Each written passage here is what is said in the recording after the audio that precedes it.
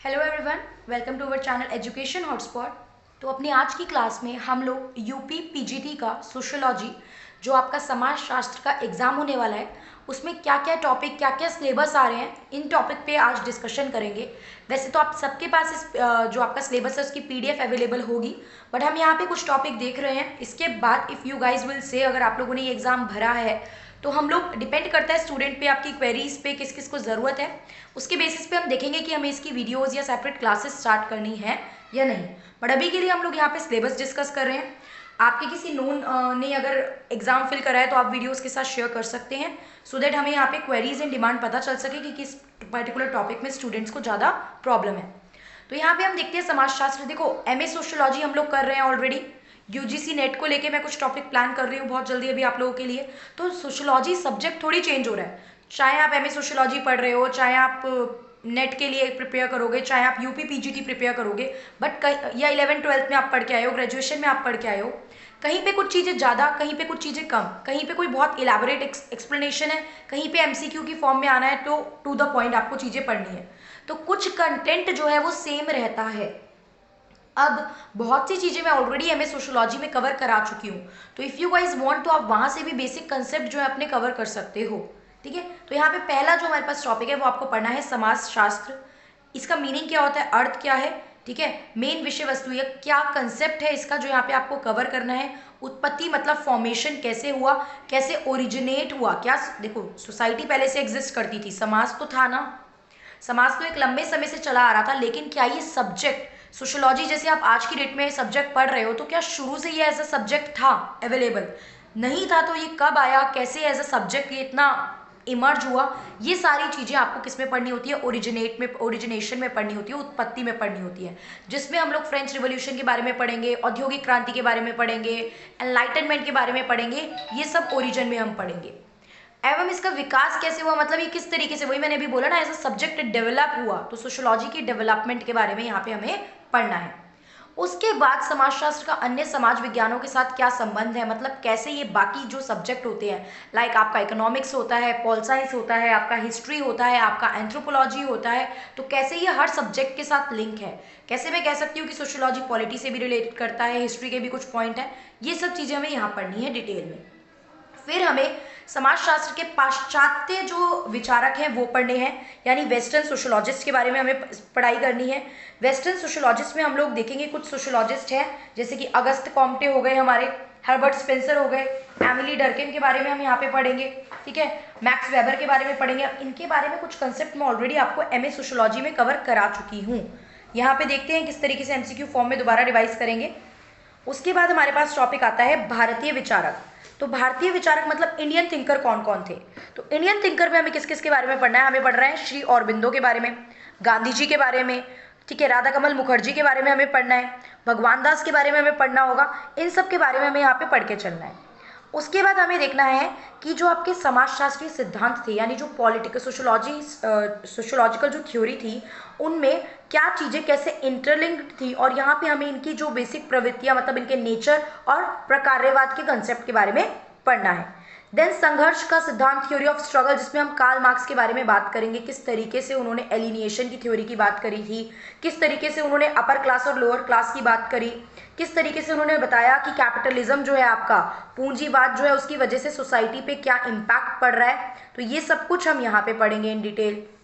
सामाजिक विनिमय, आपका जो सोशल एक्सचेंज होता है, इसकी थ्योरी के बारे में हमें पढ़ना है। प्रतीकात्मक अंत मतलब क्रियावाद, ये जो एक्सचेंज चीज़ें चल रही थी ये सब हमें देखना है। प्रघटना शास्त्र के बारे में हमको यहाँ पे डिटेल में पढ़ना है। इसके बाद हमें जो नेक्स्ट टॉपिक यहाँ पे देखना है वो है प्रमुख सामाजिक संस्थाएं। सामाजिक संस्थाएं मतलब सोशल इंस्टीट्यूशन। तो सोशल इंस्टीट्यूशन में क्या क्या चीजें जाती है, आपका परिवार, आपकी फैमिली, देखेंगे फैमिली कितने टाइप की होती है, फैमिली क्या क्या कार्य करती है, क्या इसके फंक्शंस होते हैं, ये सब चीज। मैरिज, विवाह, विवाह के कितने टाइप है, क्या पहले टाइप चलते थे, क्या चेंज आ रहा है सिस्टम में, क्या प्रॉब्लम्स है इससे रिलेटेड, ये सब। देन रिलीजन की बात करेंगे, धर्म की बात करेंगे। फिर प्रमुख सामाजिक प्रक्रियाएं, समाज में जो भी प्रोसेस चल रहे हैं जिसमें हम कॉपरेशन, सहयोग और संघर्ष यानी कि स्ट्रगल के बारे में डिटेल में बात करेंगे। प्राथमिक अवधारणाओं की बात करेंगे, ठीक है, जिसमें हम सामाजिक समूह, सोशल ग्रुप, सोशल कमिटीज यानी समितियां, संस्थाएं यानी इंस्टीट्यूशन, समुदाय यानी सोशल कम्युनिटी। अब ये टॉपिक यहाँ पे पढ़ने में ऐसा लग रहा है social group, but social group क्या क्या फंक्शन ये परफॉर्म करता है, कितने टाइप के ग्रुप होते हैं, ये सारी चीजें आपको देखनी है और किस तरीके से ये एमसीक्यू फॉर्म में पूछा जाएगा। अब डिटेल कहानी पेजेस नहीं भरने हैं ना, एमसीक्यू की प्रैक्टिस करनी है, तो उस अप्रोच के साथ इसको यहाँ पे पढ़ के चलना होगा। फिर आपका आता है सामाजिक स्तरीकरण। स्तरीकरण मतलब सोशल स्ट्रैटिफिकेशन। स्ट्रैटिफिकेशन का स्तरीकरण का मतलब क्या होता है? डिवीजन। सोसाइटी में जो लोग एक जैसे हैं उनको हम लोग क्या करते हैं, उनका ग्रुप बनाते हैं और सेम ग्रुप सेम फीचर वाले लोगों को एक ग्रुप में रख के उनको इस बेसिस पे डिवाइड करते हैं। तो ये पूरा स्तरीकरण का प्रोसेस हमें पढ़ना है, किस तरीके से ये होता है, इसका पूरा क्या पढ़ना है, प्रोसेस पढ़ना है, क्या टाइप्स हैं, किन बेसिस किन आधारों के बेसिस पे ये काम होता है, ये सब इस टॉपिक में जाएगा। फिर भौगोलिक पर्यावरण, आप देख रहे हो किस तरीके से पर्यावरण का जिक्र हुआ, मतलब हमें देखना है कि सोशियोलॉजी कैसे इकोलॉजी से भी रिलेट करती है। तो सोशियोलॉजी का पर्यावरण से भी रिलेशन है, जो हमने सेकंड टॉपिक आपका पढ़ा था। तो भौगोलिक पर्यावरण एवं मानव समाज, जिसमें आपको संस्कृति और व्यक्तित्व के बारे में डिटेल में पढ़ना है। मैंने आपको बार बार बोला, कल्चर का मतलब सिर्फ धर्म नहीं होता है, कल्चर का मतलब सब कुछ है। कल्चर में कैसे आप रह रहे हो, किस तरीके से आप रिस्पॉन्ड कर रहे हो, आपका क्या रिलीजन है, ये बहुत ब्रॉड टर्म है अपने आप में। फिर हमें समाजीकरण यानी सोशलाइजेशन के प्रोसेस की बात करनी है। सोशलाइजेशन मतलब आप किस तरीके से सोसाइटी से इंटरेक्ट कर रहे हो, लोगों से मिल रहे हो, रिस्पॉन्ड कर रहे हो, कब ये प्रोसेस स्टार्ट होता है, कितने स्टेप्स में ये प्रोसेस होता है, इसके स्टेजेस को लेके क्वेश्चन एग्जाम में पूछा जा सकता है, अरेंज करने को आ सकता है, ये हमें डिटेल में देखना है। फिर आता है सामाजिक नियंत्रण, सोशल कंट्रोल के प्रोसेस के बारे में बात करनी है। देन जो हमारा नेक्स्ट टॉपिक है वो है सामाजिक परिवर्तन, जिसमें आप हिंदू सामाजिक संगठन के बारे में देखेंगे, हम धर्म के बारे में देखेंगे, पुरुषार्थ के बारे में देखेंगे। हमें पता है शुरू से ही जो आपकी सोसाइटी है, इंडियन सोसाइटी है, वो एक पुरुष प्रधान सोसाइटी कहलाती है। इसमें आप संस्कार के बारे में बात करेंगे, देन कर्म के सिद्धांत की बात करेंगे। ठीक है, हमने सुना है ना गीता का एक फेमस श्लोक जो हम बहुत टाइम से यूज कर रहे हैं कि हमें क्या करना चाहिए, कर्म करते रहना चाहिए, फल की चिंता नहीं करनी चाहिए। तो कर्म मतलब यहाँ पे आपका वर्क, आप क्या काम कर रहे हो और उसकी क्या सोशोलॉजिकल इंपॉर्टेंस है, ये यहाँ पे देखना है। देन हिंदू विवाह एवं संयुक्त परिवार, ज्वाइंट फैमिली की बात आपको करके चलनी है। इंडिया में बेसिकली फैमिली की बात करें तो फैमिली की वैल्यू और कल्चर जो था वो ज्वाइंट फैमिली पे बेस्ड था, ये प्रोसेस देखना है। फिर मुसलमानों में विवाह एवं परिवार, क्योंकि हमें पता है Hindu ideology and Muslim ideology के अकॉर्डिंग मैरिज के जो रूल्स हैं, मैरिज के जो तरीके हैं वो बहुत डिफरेंस है, तो हमें इन दोनों की स्टडी करनी है। देन जाति व्यवस्था, ट्राइब के बारे में इन डिटेल स्टडी करनी है। जजमानी सिस्टम, नातेदार संगठन, एससी एसटी और ओबीसी, ठीक है, अनुसूचित जाति जनजाति और अन्य कास्ट जो है उनकी क्या प्रॉपर समस्याएं हैं, कैसे सरकार इनको दूर करने में हेल्प कर रही है। देखो सरकार दूर करने में हेल्प कर रही है, पॉइंट नहीं बनाने हैं, एग्जाम में इस तरीके से नहीं आएगा। वुमेन्स क्या, वुमेन्स रिलेटेड प्रॉब्लम क्या है। ग्रामीण परिवर्तन एवं विकास, गांव की सिचुएशन पहले क्या थी, कैसे वहां चेंज आया और कैसे डेवलपमेंट विकास देखने को मिला। इसी चीज से हमें लिंक करके क्या पढ़ना है, पंचायती राज पढ़ना है। फिर पाश्चात्यकरण, वेस्टर्नाइजेशन, वेस्ट से आप जो चीजें कल्चर ट्रेड्स अडॉप्ट कर रहे हो। देन संस्कृतिकरण, संस्कृताइजेशन, शॉर्ट में बता रही हूँ अभी जल्दी जल्दी, बाकी तो डिटेल में करेंगे ये सारी चीजें। संस्कृताइजेशन मतलब जब एक लोअर कास्ट अपर कास्ट के कल्चर को फॉलो करती है। स्थानीयकरण, लोकलाइजेशन, सार्वभौमिकरण, यूनिवर्सलाइजेशन, जैसे आपको पता है कि हमारी वोटिंग जो सिस्टम है वहाँ पे यूनिवर्सल एडल्ट फ्रेंचाइजी है, सार्वभौमिक व्यस्क मताधिकार है, मतलब हर कोई जो 18+ है उसको वोट देने का राइट है। तो ये तो जस्ट एक एग्जाम्पल था, वैसे अब इसमें पढ़ेंगे कि क्या क्या चीज़ें जो है वो यूनिवर्सलाइज हैं सोशियोलॉजी से, सोसाइटी से रिलेटेड। धर्मनिरपेक्षीकरण, सेक्युलराइजेशन, हमें पता है इंडिया के कॉन्स्टिट्यूशन के प्रियम्बल में ही मेंशन है कि इंडिया क्या है, एक सेक्युलर नेशन है, जिसमें हम देखते हैं कि इंडिया का खुद का अपना कोई रिलीजन नहीं है। तो ये सेक्युलराइजेशन क्या, रिलीजन से सेक्युलराइजेशन को लिंक करेंगे, पॉलिटिक्स से करेंगे, ये सारी चीजें हमें यहाँ देखनी है। फिर इसमें हमें भारतीय समाज का आधुनिकरण मतलब मॉडर्नाइजेशन की बात करनी है, किस तरीके से चेंजेस आ रहे हैं। संरचना गतिशीलता, किस तरीके से ये जो स्ट्रक्चर है वो चेंज हो रहा है। उद्यमिता यानी ओनरशिप के बारे में बात करनी है। देन हमें यहाँ पे किसके बारे में बात करनी है, औद्योगिकरण यानी इंडस्ट्रियलाइजेशन की बात करनी है। विकास उत्प्रवास एवं नगरीकरण, किस तरीके से लोग मूव कर रहे हैं, माइग्रेशन हो रहा है, शहरीकरण नगरीकरण हो रहा है, नगर बस रहे हैं, ये सब देखना है। अर्बनाइजेशन पढ़ना है। अर्बनाइजेशन की प्रॉब्लम क्या है, शहर बस तो रहे हैं लेकिन ओवर क्राउडेड है, क्राइम रेट बढ़ रहा है, रिसोर्सेज का एक्सप्लॉयटेशन हो रहा है, बहुत सारी प्रॉब्लम है जो हमें देखनी है। लैंड और एग्रीकल्चर, भूमि एवं कृषि में क्या क्या सुधार हो रहे हैं, क्या प्लान, क्या पॉलिसीज आई, ये सब देखना है।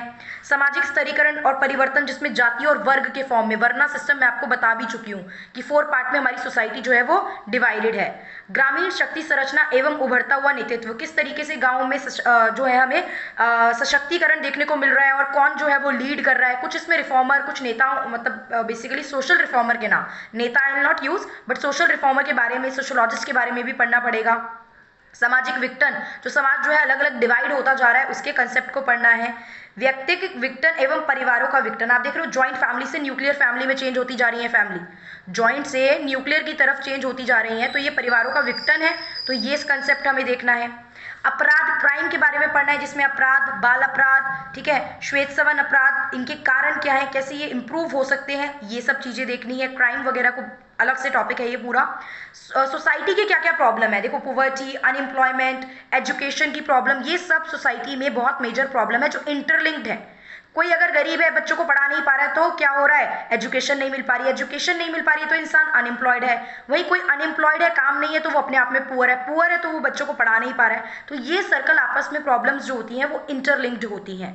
इसके बाद आता है, देखो टॉपिक बहुत सारे हैं, अलग अलग करके आप ऐसे देखोगे तो ऐसे तो 100 से ज़्यादा टॉपिक बन जाएंगे। है छोटी छोटी चीज़ें, तो मर्ज करके अगर देखो तो चीज़ें कम है, बहुत ज़्यादा नहीं है। इसके बाद आता है आपका मद्यपान एवं मादक द्रव्य व्यसन, वैश्यावृत्ति, भिक्षावृत्ति, ठीक है, जो लोग भीख मांग रहे हैं, और आपके यहाँ पे ये जो वुमेन्स, आप देखते हो बच्चों को पकड़ के सेल कर दूसरी जगह कंट्री में भेजा जाता है, वुमेन्स को सेल किया जा रहा है, ये सब चीज़ें बहुत बढ़ रही हैं। तो ये क्या प्रॉब्लम है ये हम देखेंगे। जनसंख्या की क्या समस्या है, तो हमेशा से ही समस्या है इंडिया की और आगे भी पता नहीं कब तक चलेगी, तो इसके बारे में हम पढ़ेंगे। समाज कल्याण के कार्यक्रम, सोशल वेलफेयर को लेकर क्या क्या प्रोग्राम बनाए जा रहे हैं जिससे कि ये सारी प्रॉब्लम जो है वो दूर हो। तो ये हमारा सिलेबस है जिसको हमें पढ़ना है, बट ऐसा नहीं है सब कुछ पढ़ के कॉपी पेन लेके पूरी पूरी कहानियाँ पढ़ेंगे। अगर आप लोगों को ज़रूरत है, प्रॉब्लम है, तो आप लोग मुझे मेंशन करेंगे, तो हम इसको एमसीक्यू फॉर्म में, एमसीक्यू देखेंगे किस में ज़्यादा टॉपिक आए हैं और वो टॉपिक से हम लोग लेके उसको डिटेल में प्रिपेयर करना स्टार्ट करेंगे। So this is about the syllabus of UP PGT sociology. बाकी एमए की सोशोलॉजी अभी 1-2 दिन बाद, मतलब कल या परसों से प्रॉपर कंटिन्यू रहेगी। और आपका जो एग्ज़ाम है वो इसका मई में एग्ज़ाम है यूपी पीजीटी का, ठीक है। उसके बाद आपका मे भी दिसंबर में कुछ एग्जाम होगा, तो प्रिपेयर कीजिए, जो अब दे रहे हैं वो भी प्रिपेयर कर सकते हैं, एंड जो बाद में देने वाले हैं वो भी यहाँ से चीज़ें प्रिपेयर कर सकते हैं। So that's all for this video. Thank you for watching the video.